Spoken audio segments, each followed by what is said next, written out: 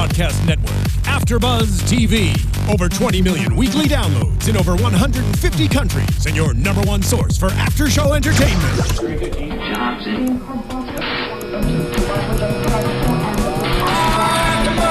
AFTERBUZZ TV, the destination for TV superfans, producing after-shows for over 300 of your favorite TV shows, interviewing celebrities and showrunners, and bringing you behind-the-scenes exclusives. All thanks to E! Entertainment's Maria Menounos, producer Kevin Undergaro, and internet leader Akamai.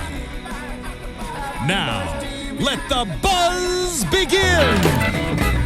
Hey there, AfterBuzzers. Welcome back to AfterBuzz TV's Ray Donovan After Show, Episode 5, Season 3, Handshake Deal. My name is Isaac Johnson. You can follow me on Twitter at Isaac Johnson. We got the fantastic panel here. Anna Koppel is here. Hey, you can follow me at Koppel from Air, KOPPELFORMAYOR. Sean Overman is here. That's right, Isaac. Follow me at Sean Austin O on Twitter and Instagram. And Matt Lieberman is not here, or he has had some sort of operation to look like Roxy Striar. You don't know, I could be him hiding behind here. You could be him, but I think that you're not. I'm not, but you know what? I'm really, really excited to be here. Thank you guys so much for having me. I'm completely obsessed with this show. It's a great show. This is the happiest day of my life, and like happiest surprise of probably the whole year. I came in there like, oh, Roxy's joining the panel today. Oh, wow. Let's hope the people watching feel the same way. So she was not excited about joining us last week, Sean. That is the message I received there. Folks, I also want to mention that Roxy is from Boston. She is from Boston, but not from Southie. We figured this out in the viewing room. I could pretend. It's way cooler that way. Okay. Well, it's too late now that you let the cat out of the bag there. Yeah. Well, okay. I didn't. He did, just so we're all true. Right. Yeah, that's true, Sean. Oops. Next time. Folks, head over to youtube.com AfterBuzz TV. Subscribe to the channel, like this video, leave a comment, and yeah, I think those are the things you can do on YouTube. I don't know what else you could do. Download our other shows. You can look for our other shows in our other networks. Yeah, that too. Well, if you're subscribed, then you'll get it. They can share, repost it on their social media so people can know that they're watching us. Yeah, all that fun stuff. And that iTunes thing too. But are you watching any new shows? Yeah, I haven't started yet, but I'm about to. Something I'm really, really excited about that I want to share with you guys. New York City, 1960s, prostitution, illegal gambling, and after-hours clubs were a part of the scene. Mm-hmm. It was called Fun City since everyone was having a good time and no one was getting hurt. The gangsters were making money and the cops were taking a cut. Enter the Public Morals Division. They were the city's landlords. If you wanted to be in business, you had to pay the rent. But the younger generation of mobsters was coming of age, and these guys wanted more money, more power, more respect. The line that separated the good guys from the bad was about to snap. It's New York like you've never seen it, and a story that's never been told. From creator Edward Burns, don't miss the series premiere of TNT's Public Morals, Tuesday, August 25th at 10/9 Central, only on TNT. That is Tuesday, August 25th at 10/9 Central on TNT, Public Morals. And I know somebody on this panel is just as excited about this as I am because Anna and I are hosting this together at the after show. We sure, yeah.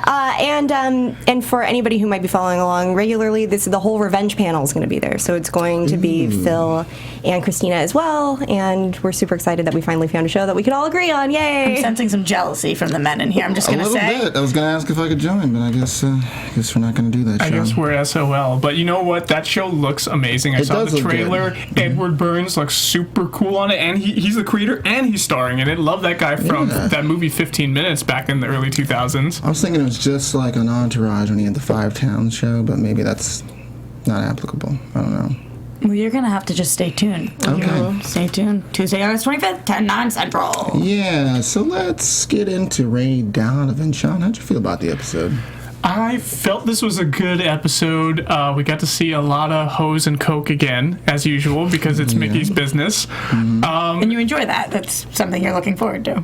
What I enjoyed Sean Overman. was we got to see Skylar Shea, who's one of the prostitutes on the show. She was wearing an outfit that she tweeted out on her social media. So I was like, oh, I recognize that top, which was kind of funny. Sean, what you just said was the equivalent to I read Playboy for the articles. Yeah, I was excited because I saw the outfit that she tweeted out on social media. Yeah, I bet. I'm serious. I thought it was pretty funny to see that because I've been looking at her face for a while on my Instagram feed. I'm like, oh, yes. it's that outfit. Yeah. So you're not supposed to read the articles on it? That's the message here? No, you're there for the fresh boob. Oh, okay. The face didn't really stand out when you had that red little like crosslet bralette going on there. Her blonde hair was just covering her whole face, so I recognized the shirt, Anna. Okay. You want it regular too, just like Connor.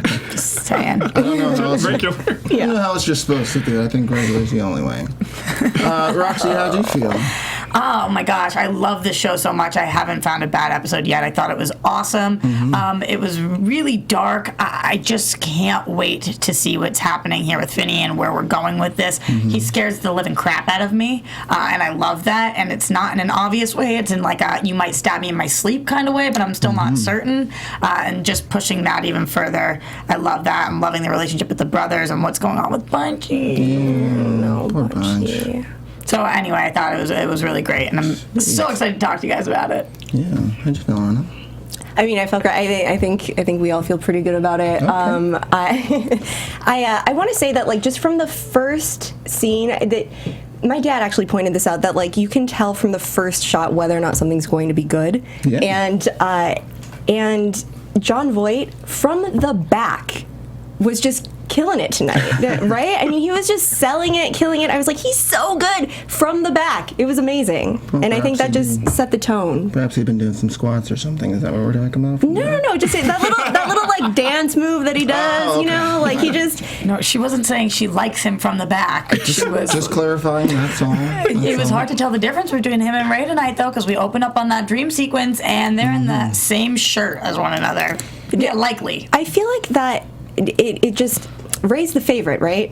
Of course he is. Yeah. Everybody loves Ray. Yeah. But I mean, I don't. He's our favorite, but he like I feel like he just like Mickey desperately wants to be acknowledged by Ray because Absolutely. like all that Ray said was like great party, Mick, you know, but they're wearing the same shirt, whatever, and it wasn't a dream, it was like a fantasy. He was like sitting there in a fantasy. Total fantasy. Yeah. Absolutely. It was a daydream, right? Because he was there in the waiting room for the Quip place, the Quip startup. Right. More so than him being the favorite, I think that Mickey thinks he's the smartest. And he looks at him for approval because it's like that person who's popular in class and they're smart and you feel like they're always doing the right thing and you're like, ooh, if I can just impress you, then everybody else will be impressed by me. So he's always looking for his approval, which is such a strange thing for a father to be looking for to his son. Usually it would be the other way around, which is why their dynamic is so crazy and we love to watch it. Yeah, It's so messed up, but I liked how we got to see it. I know I'm kind of jumping ahead here a little bit, but I wanted to say how, like, at the end of the episode, Mick actually played it really coolly by just giving Ray a little tidbits of information and not telling him the whole story, and he walked out. I had trouble. Total player status right there. Yeah, a little bit. Yes, I agree. I had trouble paying attention in that scene because all I could focus on was like the smell of In-N-Out. It was seriously distracting me. I don't know. For those of you who had smell-o-vision. I did. No, but like for those of you who don't live in California, In-N-Out has the sort of power to just overwhelm any room that it's in. You'll have it in your car, and your car will smell like In-N-Out for 2 days. It's just not. The car's the worst. It was distracting to me. It was distracting that In-N-Out was on the table. Like if they had McDonald's, would that have worked better for you? It would have. Okay. It really would have. Note to you guys. Yeah. Next time. Yeah, We had a lot of product placement again in this episode. Yeah, we did. We had Heinies. the Heinies at the Fantasy, and then we had the In-N-Out, and we had a couple other things. I just can't think of them right now. Or the cocaine. The cocaine. That's a snowflake. The snowflake cocaine. Yeah. As we learned last episode. Well, I think that Mick wants what Ray has, the family sort of unit, and Terry said to him last episode that you're the one that has the best chance at this sort of thing. So it kind of makes sense to me, like your point about him being or looking to Ray or trying to impress him. I think that's sort of him wanting Ray to be the one that gets it right. I think they all think that he has the best shot at that. So, which is crazy because right now he's not doing so hot. No, he's not. But I think that's the thing that he wants from him there. So since we're talking about Mick, they head over to Quip there to have a party with all the computer nerds. $15K. $15K for the deal there, half now, half later. PJ and the fellas there, when they get to the party, it's like a middle school dance, like Daryl comments there. which was so awkward. Yeah. I thought it was funny, but then we have Mickey, of course, killing it, right? He took the direct route, and he's like, come on, let's bring Michelle over here. She's the pretty one. Check her. I know my accent is so bad. It was amazing. I felt like I was in Boston for 2 seconds there. But he knew what to do. He brought Michelle over there, got her started up with the Quip president, the CEO, PJ. And then everything just toppled over like dominoes, and they were making the big bucks, right? They were just enjoying it. Well, Mick knows how to get a party started. He's a people person of some kind. He's a prostitute person. I mean, he knows how to get it going with the prostitutes. AKA Good for him. Good for him. I thought that this was interesting because the juxtaposition of them before and after, like who these guys were, they wouldn't even go and say hi, and then they get a little cocaine in their system, and it's like, okay, not only am I going to say hi, but I am now blowing lines off of these girls' boobs. Like, it was so crazy. And for a second, it was off-putting to me because I was like, I don't know if this is realistic. And I love this show because I do think parts of it, most of it, is very realistic. So when I saw that, I was like, but then once you just let that go and you're like, all right, I'm down, I'm in for the ride, so I might as well just go along with this. It was really fun to watch. Yeah, absolutely. I feel like it's totally realistic. Like, have you seen people on cocaine? That's a good point. There's a transformation that happens. Yeah, What's it gonna taste? Yeah. I just think that if it was a lot of their first time doing it, it'd be like tread lightly with caution. I know that coke is one of those drugs where the more you're doing it, the more you want to do it. But for them to go through all of that and then to go through even more, I'm sitting there and I'm screaming out to you guys, ODing. Somebody's ODing. Yeah. And for that not to happen, but them to still be acting like that, I just felt like it was all the upsides of coke and we didn't get any of the downsides, except for Mickey losing way too much money. Yeah, well, that's like Daryl's deal there about, like, the party's going well. He leaves him in charge of it to go take care of Connor because Connor's at his apartment or whatever. But then Daryl's like, yeah, let's just order some more. I mean, the party's still going here. Let's make that happen, which obviously is a mistake. And instead of somebody ODing, I guess the problem is theirs, since they're already in deep with, I guess, the Mexicans there, is the deal. Right. Talk about somebody who wants approval. Daryl from his dad the whole time. It's so sad. Their relationship makes me really, really upset. I can't believe that he's still, after all this time, is like, Daddy, pick me, choose me, love me. It's the most frustrating part of the show to me because Daryl has no real reason to continue to placate Mickey, but that seems to be his go-to now that they're in business together. Look like you're jumping to say something there, Anna. I don't know. Bunchy does it too. Yeah, he does it too. But like Daryl's in business with him. I guess Bunch would be. He did do the photo shoot from a couple episodes there. He did. Helped him start up the website. As the woman with the breast pump and everything. Oh yeah, he took initiative. See, that was creative and taking initiative. That wasn't just blowing tons of money. Like, yeah, we're gonna make more money with coke. No, Daryl, he took the other route, and that was bad. Yeah, well, he did say he was following his lead there. I like that little moment where Mick comes back in and sees that everything's gone. He's like, that's $200, not $10,000, dude. Right. It's kind of funny to me. But also, why are you bringing Connor to the party with the hookers and the... I mean, I know that Mickey's not a great grandfather, but honestly, like... Well, that's why. That's exactly why. He's a really good friend. No, sorry, he's not a really good friend. He is a friend. He's like buddy with him, but he's not a good grandfather. That's not what's on his mind. He does love this kid. He does want to support this kid in some ways, and I just think that he doesn't know any better. He's not thinking like, wow, this isn't the right move. He's just like, oh, fun.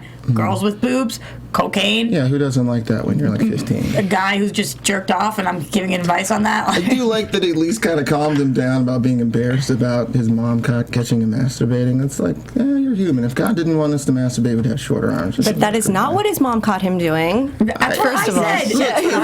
It's still masturbation. If it's a solo act, it's still masturbation. Okay, listen. We're girls, so maybe it's totally different, but is this a thing? Like, this happens all the time? I'm not aware of this. Guys are literally banging their beds? Not aware of it. Couches. We agreed last week it was more often couches. Couch would be better. It would make more sense. Intense discussion about what's the proper method. Right, but it does happen a lot. Okay, all right. Well, it happens enough to get on the show, right? Right. I guess so. I mean, we saw somebody on screen bang a pie before, so I suppose True. A bed is a step above that. And Ray didn't even have a conversation with Connor beforehand. So Connor must have been watching it on his porn things, his sites that he goes to, and he learned about it there, right? I really hope there's not a bed porn site. Or maybe Oh my Tommy God. Wheeler. Listen, if you can think of it, there's a site for it. Yeah. Probably Yeah. is. That's not even that obscure, I feel like. Yeah. Way weirder than that. I feel like you Not gotta that I do a know. very specific Google search to find that. See, this was a natural jump for Connor, though, because him and Mickey were having the conversation, and he was like, "Oh, she caught you masturbating. I'm just gonna take you where some real women are." And who knows, maybe subconsciously he wanted something to happen. And Which one? Mickey did or Mickey Connor? did. Mickey did. Yeah, and that's how. Hey, my grandson lost his virginity to some prostitutes that I run. Yeah, It's possible. I think it's closer to just that his parents aren't home, nobody's around for him. He's gonna at least hang out with him and take him to the party. Well, no, I think that every time something happens with Terry or Bunchy, the first thing he does is gets them a prostitute. I mean, I feel like that's his move. yeah. Yeah, life isn't going great. Let's buy you a blowjob. Do you guys ever have that friend where it's like you go to them advice and no matter what you say, they're like, oh, well, let's go out drinking. Or no matter what you say, their solution is always the same. It's exactly like this. His solution is always, we're going to get you laid. So that's just like what he knows. So that's what he does. Speaking of that, so Connor likes it regular, he said. Is he? He doesn't. He likes the bed. Well, he does like the bed. Well, he's he trying likes it rough, to, actually. look, he's trying to graduate to You know, could have been cotton, could have human been beings. silk. My question is, was he a virgin? I think he was. I think they want us to assume yes. Yeah, because he wanted to target those girls that came over to his place, but he ended up not getting any, right? Well, He that's because they brought their boyfriends over and he didn't have strong enough game. But the way he looked at those girls that he invited over with such longing, he has to have been a virgin. I imagine that he likes girls, but just the fact that he liked the regular, and then after when you see him walking out there and he's got that like terrified look on his face, like, oh my gosh, like it was the first time that ever happened. Yeah, exactly. But that was also a look of, oh my goodness, what just happened? I think I'm in love. Right. That's what he was doing with the neck crane, looking at the girl like, there goes the love of my life. We're going to see that again, I think. Yeah. Yeah, absolutely. I mean, maybe because she was so experienced, she showed him some things he didn't know were possible, especially not with his bed, I guess. I don't even care how experienced she is. I think the first time is like, wow, what just happened? This is very different. This is a human being. I don't have to do anything myself. Are we going to talk about how this is definitely statutory rape, though? Oh, mean, Yeah, we could. I think it's something that should be mentioned, absolutely. yeah. I mean, this is traumatizing. Like, he loses his That's what I'm virginity saying. and He it's looked rape. traumatized. Wait, well, let's wonder, how old is she? She's got to at least be of age. I don't care if think? she's 18, 19. think He's so? 15. You don't think that she could be 16? No. I don't think Mickey would be dipping his toe in that water. Yeah. Well, I don't know. I don't think I would Mickey not has put any it morals past enough. him. I would put it past him. Mickey has like weird boundaries, weird morals, and whatever. But he does have like some level of protection. That's not how you treat women. That's not how you treat children. I don't see him getting into the underage prostitution game. But if so, they haven't addressed it yet, so it could be a potential pitfall for him later on. Right? Yeah. Who knows if he's checking IDs and making them fill out Right. 1099s? You know. W4s Yeah. and 1099s, exactly. Exactly. I don't know if willingly he would do that. I'm not certain, but I highly doubt he's asking all of these girls, let me see your license, all of that. So maybe she is underage. Maybe there is something going on there. Or maybe she isn't. Maybe that comes back to bite him in the butt because it is statutory rape. Could be possible. It is whores and coke, so I don't doubt there's a lot of paperwork going on. You don't keep anything wrong. Yeah. Wise words. Yeah. So let's move on to Bunchy. Bunch and Teresa. There. It seems like We know her name now. Yeah, Teresa. It doesn't look like it's just a one-way relationship there. She seemed to be quite enjoying bossing him around and feeling herself up there. It didn't seem like at first I just thought it was some way for them like not to pay for being in the gym or something like that, but she's getting off on him, liking her and organizing the papers. Anybody else? He liked her from the get-go, Yeah, of and course he did. she's having him grow on her now. Well, That's what I feel.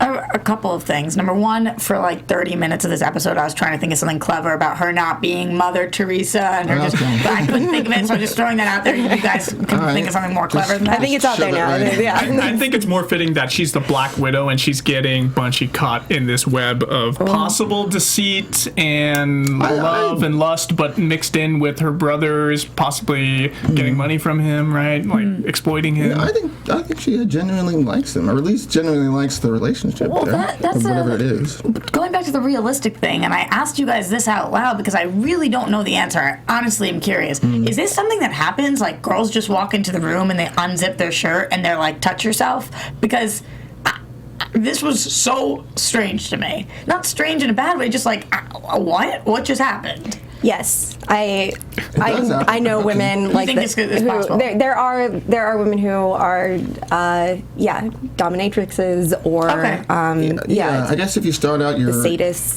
your relationship with a little S&M, I think this is just par for the course. Okay. So if she's already a dominatrix, she does this stuff on the regular, then she has the cojones to go in there and to do this to him, right? She probably has done this to dozens of guys. think Right. so? She even picked up on. I think it's a regular part of her life because she picked up on. He's like, it's against the rules. She's like, you like rules? Like that's that's your thing. Yeah. So it's her thing too. But she likes giving the rules.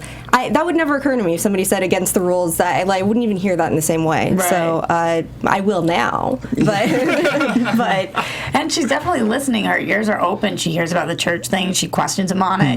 So I think a lot of people, if they heard about church, she would have just kind of kept her mouth shut. But instead, she wanted to know. She was curious, which makes me think that she does have a little bit of interest in him. Yeah. However, she's so willing to move on that makes me believe you guys are correct that she's done this with dozens of people. It's just another notch on her belt. So Definitely, I was gonna say she's definitely done it before, but there was a little bit when she was like, "This is my family. I got to go with them." At the end, to me, there was like a little bit of sadness in her eyes about leaving Bunch. So she said, said- "Oh, go ahead." She says, I'm going to miss fucking with you. Yeah. That's her yeah, I quote. thought the word "with" was very important. to and that she was sentence. probably saying that just to make it not sound like she's liking him or in love with him. She wanted to use like another word, right, or another phrase, and that was her choice.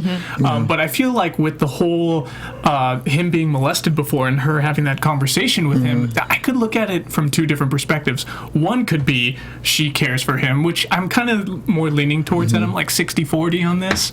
But the 40% of me is like, whoa, what if she heard that it was a settlement and he was being, touched and molested. What if she's trying to get money from him, exploit him in some way for her and her brothers? Interesting. Yeah. I think the most important part of this is even if we don't ever see her again, which I think we will, but even if we didn't, he finally opened up to somebody who said, I'm okay with that. Yeah. She wasn't like, oh, I'm really into that, like in a creepy way. She wasn't like, oh, I could never be with somebody like that in a sad way. She just said, yeah, that's okay, which is really important for him to hear and to Yeah. know. Well, she didn't Yeah. say it was okay. She said, wow, that's why you're so effed up. Well, but she she's understands. That was at her least. way of saying Yeah, she's like teasing with him. It's a way to give some levity Yeah. to like a terrible thing. But unlike the teacher Patty who he dated last season, who he didn't tell her that till way later in the relationship, at least he's bringing this out Yeah. early so that it can't be. He's got the growing. kid. Thank goodness for Yeah, that. yeah. He didn't tell her he's till bringing later, it up. so he's trying to at least move forward, at least in how he dates ladies there. But I feel like Terry is protecting him from the wrong people. I'm much more concerned about this priest who's undercover and Yeah. at the gym and praying with him. And I think he's the biggest threat to Bunchy. Yeah. And to the whole family. And Terry somehow is not picking up on that at all. Right. And is overly protective of Bunchy and with Teresa and her brother. So That's a really, really good point. I think that Terry's head is not in the game right now. Did At just all. leave prison and was tried to be assassinated by some Aryan. So Yeah, but so we can't blame him. I'm just saying that usually I think that Terry is somebody solid that you can go to and he's got a level head, but as of recent, he's just not like that. I don't know if we'll ever get that Terry back. I don't know if we will. don't think so. Super aggressive now. He just wants to protect everything within his family, within the Fight Club. It's blinding him. Sure. Well, but people do take advantage of Bunchy, and him to just hand them like all of the money, I guess, that they have, $12,000 something dollars. It's not surprising that he wants to at least protect him from being taken advantage of there. Yeah, didn't it seem kind of exact too? He said like, there it is, $12,322. It's like, is that all the money they have? Like, did they have like a written contract? It's so funny how this Well, the guy- episode, there was so yeah. much handshaking going on in all these deals. About a lot of handshake. I see what you did there. Yes. Well, they did ask for $20,000, and this is as much as he could come up with. Right. Yeah, I mean, I agree. I still don't know if I think that these guys are trying to clear them for all they're worth and then run. And I'm glad that Terry didn't give them the opportunity to, but there's so many other ways he could have gone about that other than, like, Headbutting the dude. yeah. Yeah, it's just Broke his so nose. it's not the old Terry that we saw. It's a Ray move for sure. Yeah. Even Ray probably would have been a little more classy about A little more Tactful. finesse. Yeah, this was like, oh my God, Terry, next level. Sure. What do we think about Priest there? I mean, he's still obviously trying to like try not to use a word that's going to sound like he's trying to molest him, but he's still probing Terry, I guess, for information. I didn't do it. I tried.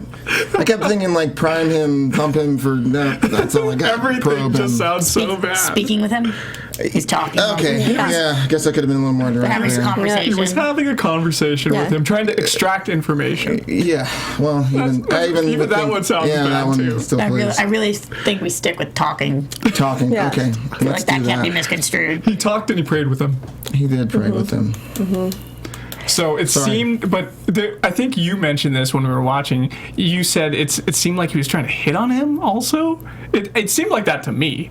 But I feel like he's trying to do that, trying to like get Bunchy to have like, you know, because he's confused all the time, right? So to get him to maybe give some affection back to Father Romero, if he has like that little drop of affection, anything, to make it seem like, aha, so you're the, you know, you did like priests and therefore your settlement is all null and void or whatever, right? I just had like the tiny like.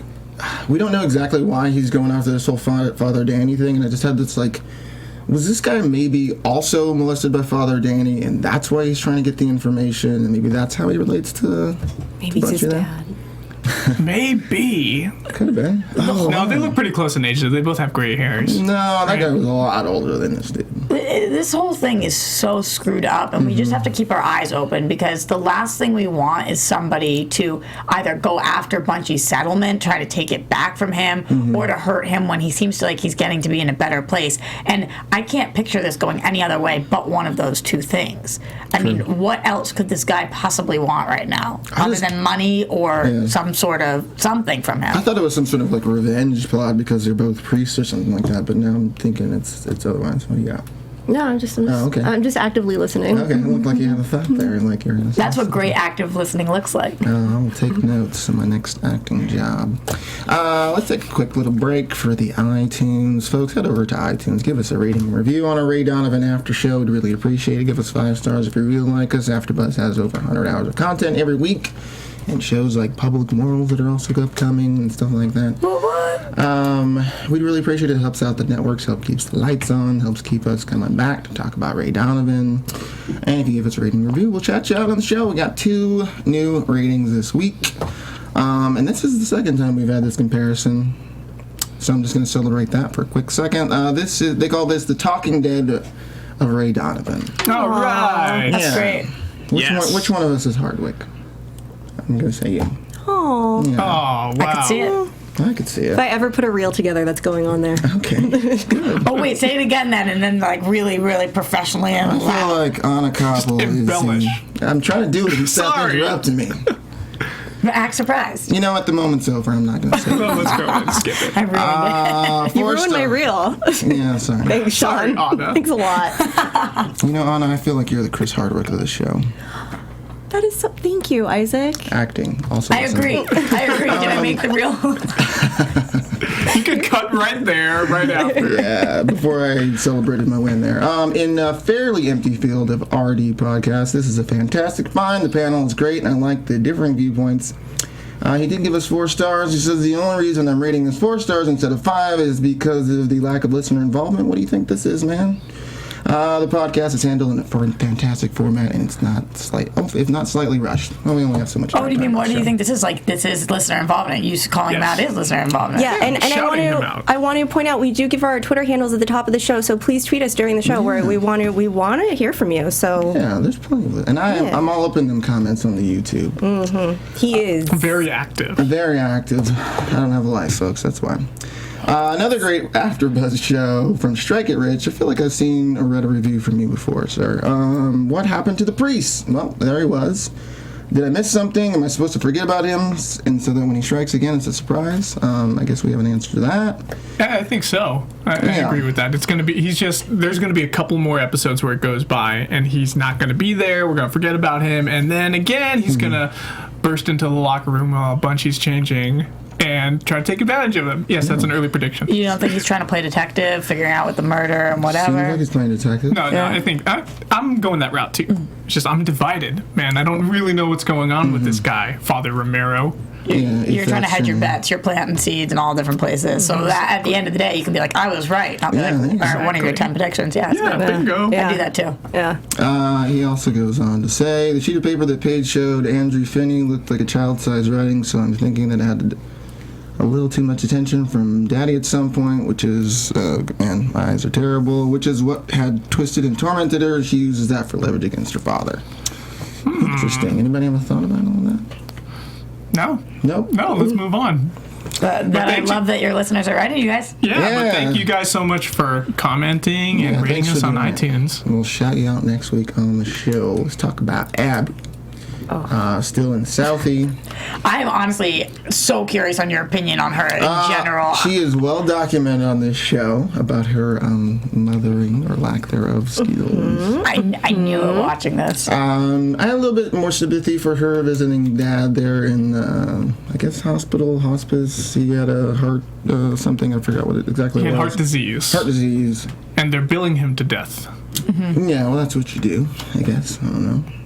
You had sympathy for her visiting him. You thought that... Well, I had a little sympathy for her last episode where we found out about her deal with Ray and feeling sort of chained to him and that whole thing. And just, I don't know, there's just, to me, it was sad seeing her visit her dad there. I feel like she comes from a very, obviously a very sexist family. Yeah. He's like, oh, you're not a Kelly, you're a Donovan now. You know, it's like because she doesn't have the name anymore, she can't carry on his legacy, right? Oh, I didn't find that to be awful. sexist at all. I thought that what he was saying was, you made your decision. Right. You're no longer Kelly. You're a Donovan. This is not something we ever wanted for you. This isn't something we supported. This is a choice you made. I don't think it's because she's a woman. I think that he was just saying, you're not part of this family right now. Sorry, yeah, and that's what I lost my train of thought, but that's what I was getting to. And the sympathy for her is just everyone who's completely dumping on her for choosing Ray over the family, which I guess we don't know exactly why she did, but they seem to resent her. And I guess I don't know that everyone needs to dump on her. It's already a bad enough situation that her husband continually cheats on her and that she's dependent on him. And she does the same thing to him, by the way, though. Yeah. People always gloss over that. They both cheated on each other. She did it once. She's had one affair. One affair. One affair. One affair. One person. Yes, one affair. He's had multiple. I'm not saying that it makes it fair for her. I think it's not exactly even. I think though that you always have the option to leave. Yeah. And having a revenge affair is just never the solution. Nope. Ever. Right. And you are setting an example for your children on how they deserve to be treated, how to treat others in a relationship, and especially in their adolescence and teenage years, and those are formative in terms of relationships. I mean, I agree. Those kids are pretty well screwed for the rest of their lives, and they will have no idea how to have a healthy relationship. Right, and on top of always having the option to leave, I know that sometimes it's harder for people because they're in a physically abusive relationship, but she was not, or reasons X, Y, and Z. If she had told him, listen, this is done, I don't feel like we would have had as many issues as we're actually having now. So I do blame him, of course, but I also blame her. And every time I talk to people about this show, I find that people always forget that she did this too. Yeah, I would like to say that I knew Ray would step up. I knew it, and he has. Okay. And I love that, when he's at home being dad, he's being dad. He's packing lunch, not just throwing money at them. He's at Bridget's appointment with her college advisor. He even fed the dog. He fed the dog. Yeah, He's still not named the dog, though. It's just dog. It's named Dog. I think the dog's name is Dog. Yeah. I like the name Frank for this dog instead of dog. People who name their sons Guy. Anyway, when Connor's like, "Oh, my friends are going to Amoeba," he's like, "Nope, you're still grounded. I mean, there's boundaries. There's a life, Dad." He's like, "No, I want you home." He's very firm. Yeah, he's being a great dad. Finally, but he's showing up, and good for Bridget. I mean, it broke my heart that Bridget had to say the words to her mother. But the fact that Abby was like, "Oh, I'm just taking some me time," Yeah, that's really irritated me. Yeah. Yeah, and Bridget's like, me? Are you joking? Like, and she didn't even say to her mom. She did say to her professor, yeah, my boyfriend was just murdered. Does everybody remember that? My boy, like, what are you doing taking me time? What is that about? She's like, I have no friends. I need you here. Yeah. It was super cathartic that Bridget called her mom out. Somebody has to wake her up to what's going on here. I was very frustrated at how casual she just picked up the phone. Oh, did your dad go to the counselor meeting? Oh, cool. Oh, yeah, it wasn't good. I'm like, Yeah. Like, duh, Ray can't handle that stuff. He doesn't know how to handle a counselor meeting. He doesn't know how to talk to that guy. The guy with the bow tie. I thought he was doing okay. He was really kind of like pumping her up there in the meeting. He was trying, but he's not gonna see. But he's not intimately involved with her essay writing and her college applications or even her grades. He just hears the grades. Of course, the grades are alarming. He hasn't been around to know about the grades. Exactly, and then he doesn't know what to do about it. He's just like, hey, he just says like, stop attacking her. Give her some. You're giving her all these problems. Give her some solutions. It's of course the college professor. I like him sticking up for her in the meeting when the guy's attacking her, but he hasn't been around to know about this, and so it has to come as some sort of shock to him that she's not doing well, that she got a D in calculus. I have very mixed opinions on him stepping up as a dad right now because on the one hand, yes, he is showing up, and I really appreciate that he's finally doing that. But on the other hand, it's like, do you ever sit and you're working on a project for hours and hours and hours, and then somebody random just steps in and starts giving their 2 cents, and you're like, this has been like something that I have been doing this entire time, and now you're coming in, you're taking a crap all over it. So I appreciated that Ray wasn't too strict on his daughter. He did say, like, listen, you're doing the best you can. It's not like he came in and started scolding her. But then with Connor, he kind of did. If you're not there all the time, you don't get to just pick and choose when you're going to play dad. You're either dad or you're not. So that's as a kid, that would frustrate me. Yeah. If my dad just came in whenever he chose, laid down the law, and then left. That's how I feel about both the parents right now. If Abby comes back and tries to take over control, it's like, do you want your kids to be adults or not? Because it's all mixed messages at this point. Yeah, no, I agree. I mean, I like seeing the effort, but it's one day of him being dad, and he's been gone for months. Right. It's better than not. Yeah, it's better than nothing. Connor has been the more rebellious of the two, so I guess he needs the law kind of laid down to him a little bit more there. That's what she said. She's like, I'm not Connor's mom. Yeah, which that's heavy. Was my point from last episode when we talked about it, and you guys chastised me like that was her job, so I'm just going to celebrate that victory as well. I said it was her job to get him to school. But it's mom's job to stay home. No, absolutely, 100%. Okay. But yeah, that's like classic family dysfunction in dysfunctional families where one of the children ends up having to play the parent, and it's not fair. It's not fair, but I do think it is partially a job that you have to do. Like, I might have a different perspective on this, but I think as siblings, when you get to a certain age, when you are the older sibling, you have to step up. If you have to step up, then you have to step up, and she has. I think that she hasn't been as selfish about it as she could have been. She could have left. Yeah. Her mom left. She could have left. She could have said, screw this, I'm not doing this anymore, but she didn't. Their sibling relationship is very unique, and I want to keep seeing more of that, and I do feel bad for her, but it's the right thing to do. She's stepping up, but in another way. I can see where she's going to fall off the deep end here, is where she's getting A's when she doesn't deserve them. She went to her calculus professor, and all he said was... He didn't adjust her grade. He told her to try harder. He gave her back her paper. He said, oh yeah, by the way, you got an A on it. But it was her D.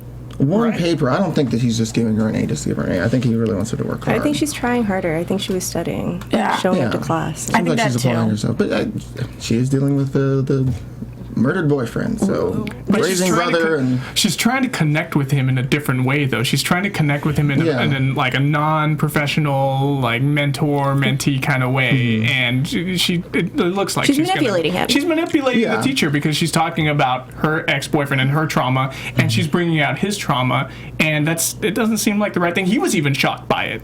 Yeah, right? I think that it is a little more innocent than we're making it out to be right now, though. I think she's seen her parents, both of them, deal with situations like this time in and time out, and she doesn't even realize that this is how you get what you want. This is what she thinks. If I need what I want, this is how I'm going to do it. So right now, I do think there is an innocence to it. I think that down the line we're going to see a relationship develop there, and then it's hard to say. Yeah. When something happens like that, whose fault exactly is it? Yeah. I'm more inclined to blame Teach. Yeah, I wonder how innocent it really is. I mean, like we were talking about last episode, that she's learned this from Abby. This is kind of how Abby operates. Right. So it's sort of, it's kind of it's not really clear. I think she has some idea of what she's doing, even if she's never necessarily done it before. Yeah, she's smart. She's smart. I'm not saying she's not to blame at all, and that she doesn't have any idea what she's doing. It's a learned behavior. Well, go ahead. I was do we think Abby's gonna buy that bar or what? Yeah. I think she didn't. Oh yeah, she didn't officially buy it when they were she's got to having go drinks. ask Ray for the money. Yeah, when they were having She doesn't drinks. money herself. Yeah, she just needs to okay it with Ray, right? And then afterwards, she's able to transfer the money or something. Is that what's going to happen? She's got to get the money from him. It's kind of interesting though if She needs to get like cash, straight up cash, in order to do Gotta that. get money. I don't. She has to fly back to Southie in order to. Her money's Ray's money, so I think she's probably. I mean, I don't know how much a bar costs, but it's going to be a large Is Ray going to portion. agree? Is he going to agree to this? I mean, if there are this big, we don't know what the issues are exactly, but is she going to be like, hey, honey, by the way, I need $100,000, and he's going to be like, ha ha ha, go screw yourself? How much does a bar cost like that? No, it could be way more than that. I don't know. It's in Southie. It depends on how much it's failing, how much debt there. Like, I don't know. Probably in a lot of debt. Let's because we're running out of time. Let's get back to Ray just because there's a lot going on with him. He's got, Always. Yeah, well, he's got Brianna and Ted there. I like. There's something interesting to me in this episode that Ray is like so amazing with all these relationships and knowing what people want and how much pressure to apply, and when to be sort of tough and when not to be tough, and like negotiating the thing with Brianna, knowing exactly what she wanted.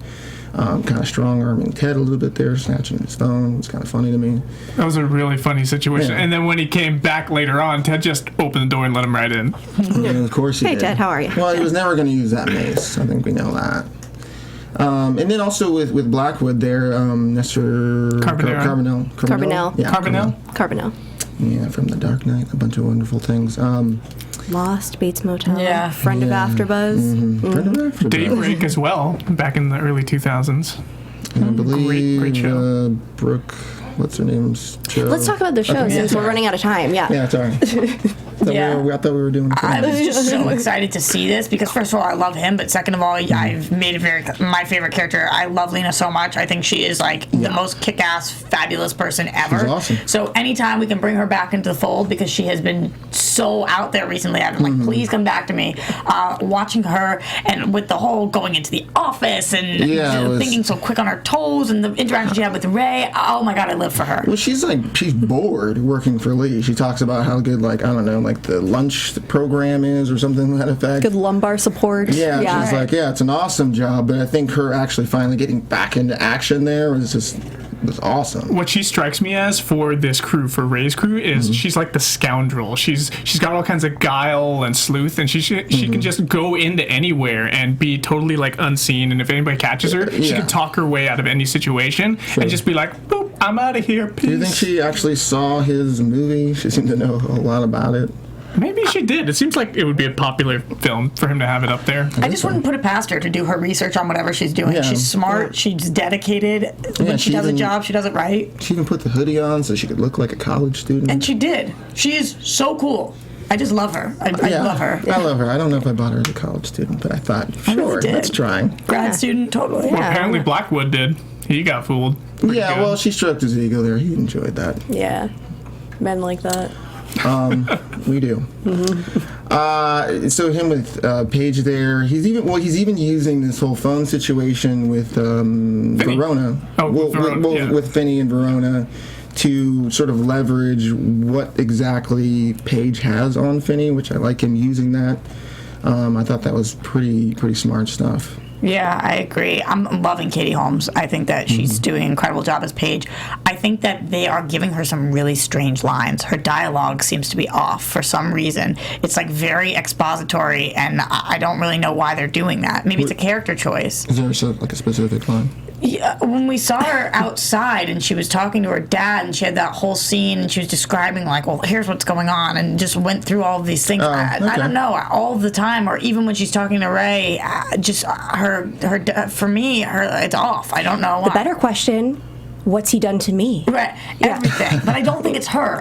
Because I think that she's actually delivering her performance. I think she's doing a very good job. Yeah, it's hard to place blame in those situations, but for me, something's a little off. Yeah, I mean, it's kind of like voice of the audience. These are the questions that we kind of have. But I think that's on purpose because I think we're supposed to think something's a little off. Right. What is it? Sure. Yeah. That could totally be it, and I'm definitely thinking that. And that kiss, though. Yeah. Weird. Yeah, well, he didn't kiss her Ew. back. It didn't look like. No. Which is hard for Ray to do. He doesn't like kissing Yeah, little 15-year-old shrink there. girls. Yeah. He doesn't gotta like brace kissing, it. I don't think. No, he doesn't. He likes the other thing. Yeah. He does like. What are you talking about? He likes kissing with his penis. I was like setting you up to make some sort of joke. That's like okay. Sean cuts right to the chase, just like Mickey Just does. like Ray. Or Mick. Anyway.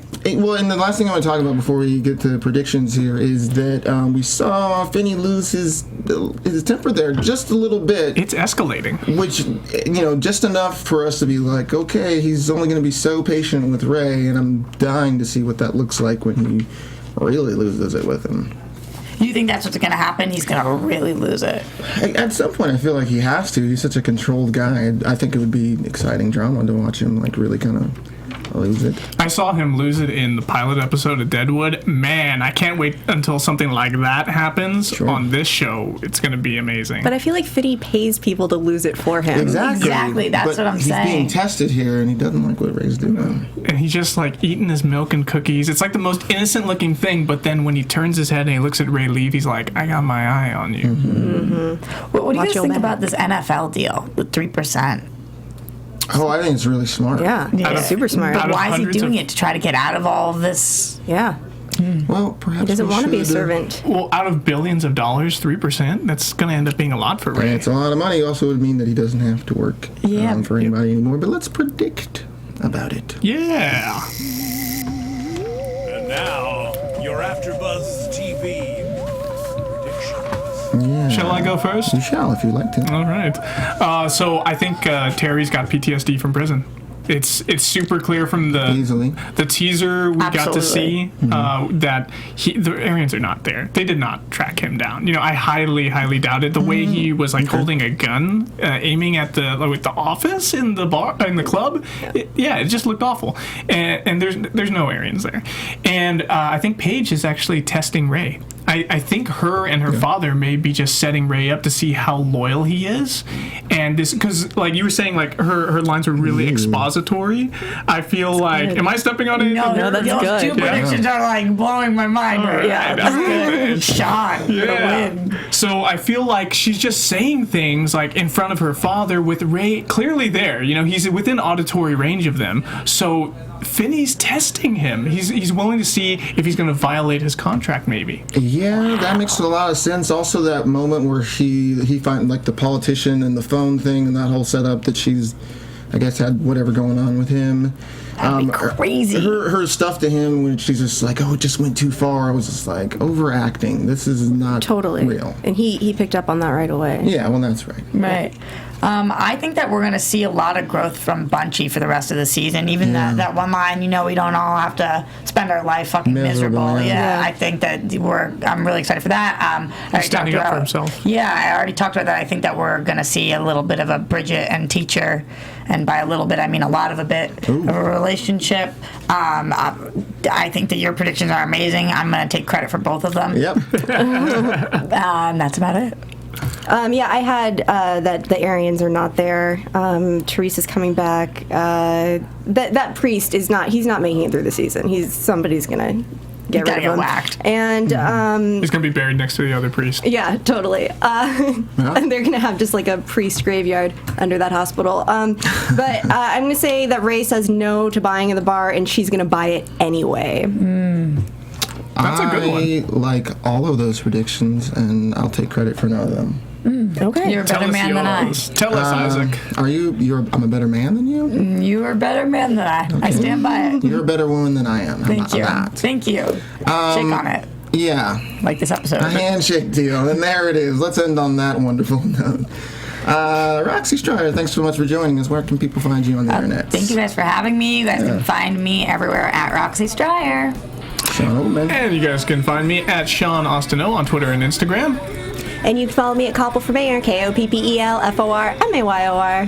And you can follow me at Isaac Johnston on Twitter, The Isaac Johnson on Instagram, and check out my YouTube page, also The Isaac Johnson. Thanks so much for joining us. We'll see you next week. From executive producers Maria Menounos, Kevin Undergaro, Phil Svitek, and the entire AfterBuzz TV staff, we would like to thank you for listening to the AfterBuzz TV Network. To watch or listen to other after shows and post comments or questions, be sure to visit AfterBuzzTV.com. I'm Sir Richard Wentworth, and this has been a presentation of AfterBuzz TV. Buzz you later. The views expressed herein are those of the hosts only and do not necessarily reflect the views of AfterBuzz TV or its owners or principals.